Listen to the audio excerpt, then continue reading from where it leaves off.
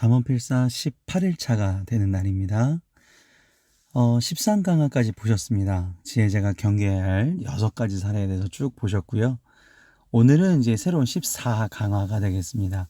지혜의 두 번째 초청과 자기 가치 선언에 대해서 오늘은 좀 분량이 굉장히 적습니다.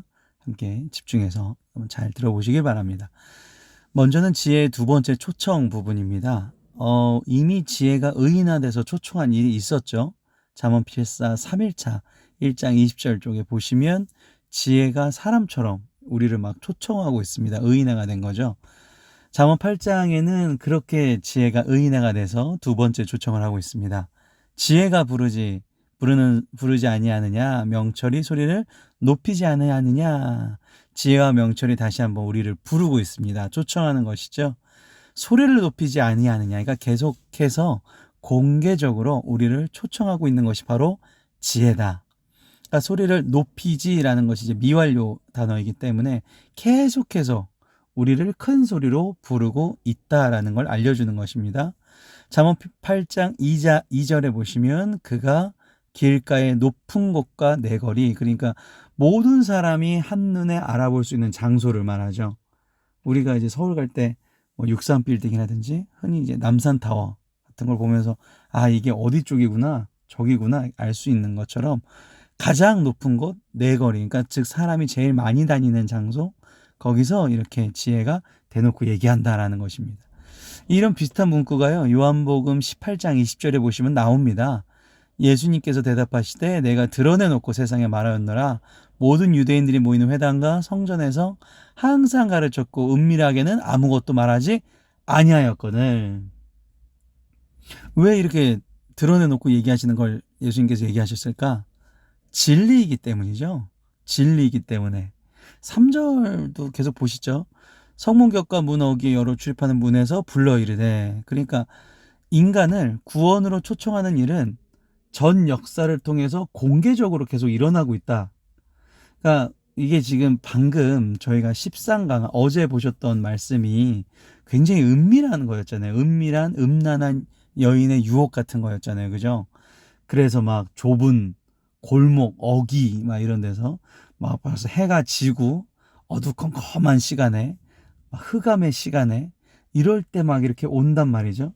그런데 하나님께서 보내시는 그 지혜는 굉장히 공개적으로 우리에게 오고 있다. 예수님께서 말씀하신 것처럼 은밀하게가 아니라 공개적으로 우리에게 찾아오고 있다라는 것입니다.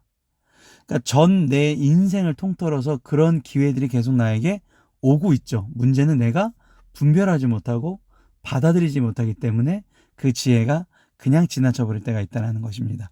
4절 보시면 사람들아 내가 너희를, 그러니까 지혜가 굉장히 지금 친절하게 우리를 불렀어요.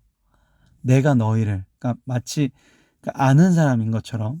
그러니까 이 지혜가 그냥, 왜 우리가 가끔 지하철에서 이렇게 전도하신다고 막 이렇게 얘기하시는, 노방전도 하시는 분들이 계신데 맹목적이고 비인격적인 부름이 아니라는 거예요.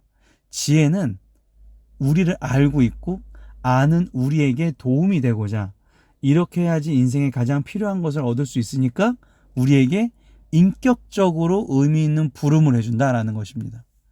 그거 이제 반대되는 게 어리석은 자죠. 이제 어리석은 자 나오면 딱 벌써 아셔야겠죠? 단순한 사람들, 유혹에 빠지기 쉬운 사람들. 방금 이제 잠언 7장에 보셨던 그런 어리석은 자. 그죠? 그러니까 우리가 하나님께서 우리에게 가장 필요한 것을 항상 우리에게 제공해 주시려고 하는데 우리가 거부한다는 겁니다. 제가 항상 예를 들어드리는 책 중에 폰도시의 위대한 하루 보면 나온다고 말씀드렸죠. 네, 폰도시의 위대한 하루에 보면 폰도시가 어느 날 가브리엘이라는 천사에 이끌려서 어느 창고에 갔는데 창고에 자기가 가지고 싶어 한 것들이 잔뜩 있어갖고 물어본단 말이에요. 이게 뭡니까? 그랬더니 가브리엘이 말하죠. 네가 기도만 했으면 다 얻을 수 있는 것들을 모아놓은 것이다. 이게 일반 서적에서도 그런 얘기가 나옵니다. 그러니까 이미 이제 성경에 대한 가르침은 그런 것들이죠. 하나님이 우리를 창조하셨고 그냥 우리를 내깔려 두신 게 아니라 우리에게 필요한 것을 공급해 주시려고 준비하고 계시고 천사들을 출동시킬 준비는 다 하고 계셨다. 그리고 이거 해라 저거 해라 얘기를 하고 계셨죠. 그것이 바로 성령님이죠. 우리가 성령을 통해서 성령을 은혜를 받아야 된다는 의미가 뭐냐면 하나님께서 보내시는 메시지를 우리가 캐치할 수 있어야 되는 것이죠. 그게 이제 이 5절 후반부 얘기입니다. 너희는 명철할지니라 미련한 자들아 너희의 마음이 밝을지니라. 제발 지혜를 좀 깨달으라는 거예요. 지혜를 좀 깨달아라. 지혜를 눈치를 좀 채라. 그래서 그것을 가지고 너희들이 인생을 행복하게 살아라. 이게 하나님의 바람입니다. 부모님이랑 똑같죠. 자, 14강화에서 아까 지혜의 두 번째 초청 있고 그 이제 뒤에 있는 주제들은 지혜가 스스로 자기 가치를 선언하는 장면이 21절까지 나옵니다. 이제 내일까지 보실 텐데 21절까지 나와요. 그 21절까지를 이제 6가지 가치로 좀 나눠볼 수가 있습니다. 그래서 첫 번째로 6절부터 9절은 진리와 공의를 통한 진실성. 이게 지혜의 가치라는 것이죠. 진리와 공의를 통한 진실성. 6절부터 보시면 너희는 들을지어다 내가 가장 선한 것. 성경에서요. 가장 선한 것. 가장 핵심적인 단어. 이거는 진리라고 그럽니다. 진리. 그러니까 그러니까 이게 좀 애매한 게 있어요. 내 입술을 열어 정직을 내리라 하는데 중요한 거는 사람마다 정직의 기준이 좀 다를 수가 있죠. 내가 저 사람보단 나. 이게 좀 타인으로 기준을 잡으면 내가 항상 좋은 사람입니다. 제가 전에 정한필사 때도 얘기 드렸지만 우리 아버지보다 내가 더 집안일을 많이 하는데 그럼 난 집안일 많이 하는 사람이야 라고 나는 생각하지만 실제로 다른 남편들 보니까 더 많이 하는 거예요. 그렇죠? 그러니까 사람마다 기준에 대한 것만큼 그 어느 정도의 그 능력이 있느냐 이게 다 다르다는 거죠. 정직하다. 이 사람이 어느 정도로 정직할까? 그래서 온전, 공의, 정직 이거의 기준이 뭐다? 이 기준은 우리 그리스도인들은 항상 하나님의 성품입니다. 하나님의 뜻, 이게 공의라는 것이죠. 7절에 제가 지금 말씀드린 게 나오는 거죠. 내 입은 진리를 말하며 내 입술은 악을 미워한다. 그러니까 진리라는 것은 하나님의 뜻이라는 것이고요. 악은 하나님에게서 떠난다라는 뜻을 가지고 있습니다. 그러니까 우리가 그리스도인들이 인생을 살아갈 때 가장 중요한 포인트는 하나님의 뜻에 합당하냐라는 것이죠. 이 기준 자체가 모호해지면요. 자기의 기준에 맞춰서 살다 가다 보면 자기가 옳은 줄로 착각하게 됩니다. 왜 SNS를 보면 여러 가지 막 정직을 외치시고 정의를 부르짖고 막 공의를 외치시는 분인데 사생활은 안 그래요. 네. 자기한테는 그게 적용이 안 돼 또. 그런 분들 많아요. 그렇잖아요. 우리 정치인분들 보면 가끔 뒤통수 맞는 부분들이 얼마나 많습니까? 제일 중요한 것은 내가 하나님의 뜻에 합당하게 오늘 하루 살아갔는가? 하나님이 나를 보시면서 오늘 기뻐하실까? 이게 굉장히 중요한 기준이 됩니다.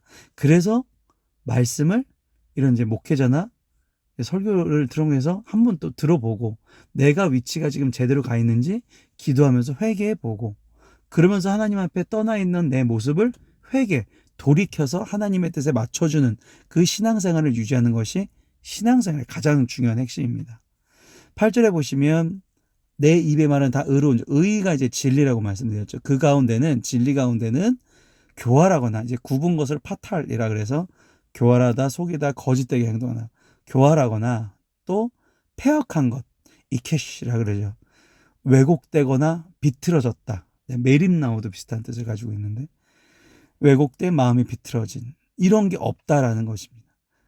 그럴 수가 없죠. 하나님은 완전하신 분, 공의로우신 분이기 때문에 그렇습니다. 이 세상을 창조하시고 완벽하신 유일한 분이기 때문에 그렇죠.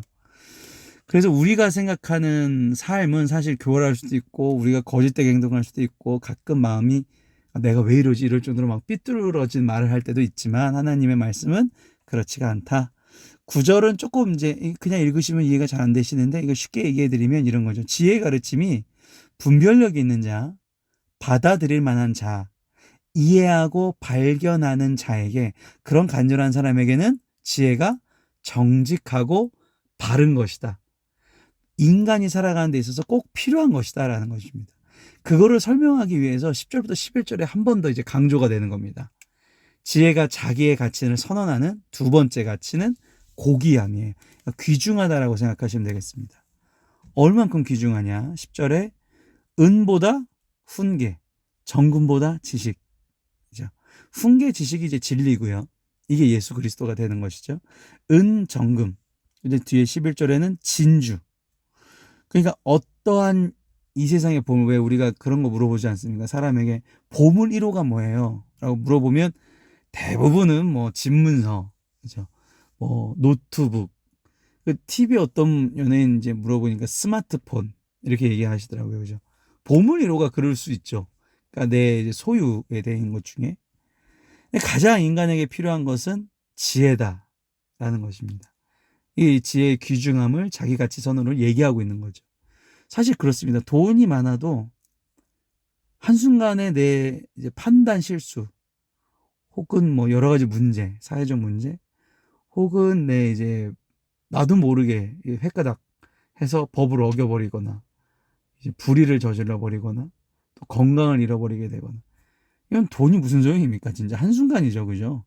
다 필요 없게 되는 거죠. 진짜 그냥 보물은 그냥 정말 똥덩어리처럼 그냥 여겨질 수밖에 없는 순간이 옵니다.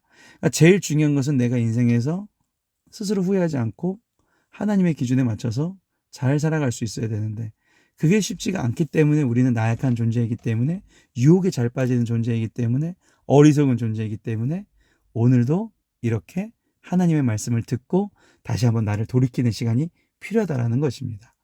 오늘도 하나님의 지혜로서 하나님이 만들어 놓으신 멋진 길을 잘 가시기를 주님의 이름으로 축원합니다. 샘터교회 윤여한 목사였습니다.